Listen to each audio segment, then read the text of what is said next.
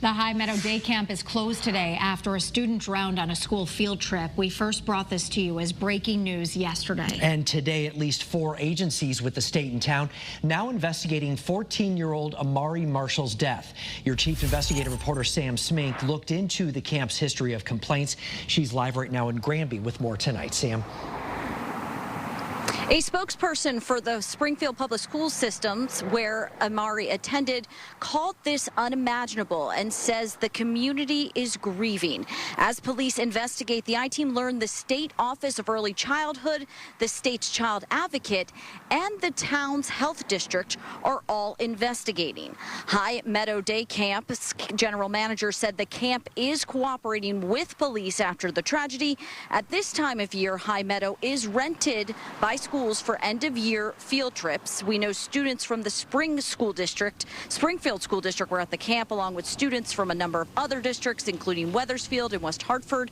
High Meadow says the student had a medical emergency late Thursday afternoon. Their general manager did not answer our questions about how many lifeguards were on duty or how many children were in the pool at the time. The Office of Early Childhood is in charge of inspecting High Meadow when they are in summer camp mode from late June to mid-August. The I-Team found their inspection history. Last August, the camp reported to the state an incident in their changing room. Although they didn't give further details, camp staff told the state they immediately corrected the issue.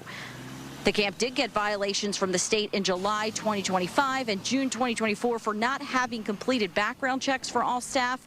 In August 2022, a counselor got in trouble for smoking weed with a counselor and with a camper and a counselor in training. The Office of Early Childhood typically only does investigations during the summer when High Meadow is operating as a summer camp, but in this case, they are investigating to see how this may affect the summer camp's operation, which is set to begin on Monday, June 22nd. Now, the director of the Farmington Valley Health District, which oversees North Granby, tells us they are inspecting the pool area tomorrow.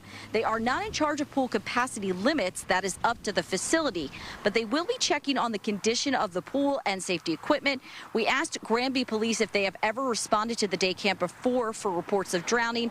They have not answered yet. According to state law, there is nothing that says how many lifeguards are required to be there per person. In fact, it sounds like it's up to the facility, and all they need to do is, if there are no lifeguards, they need to put up signs showing that. Reporting live in North Granby, your chief investigative reporter Sam Smink, Channel 3 Eyewitness News.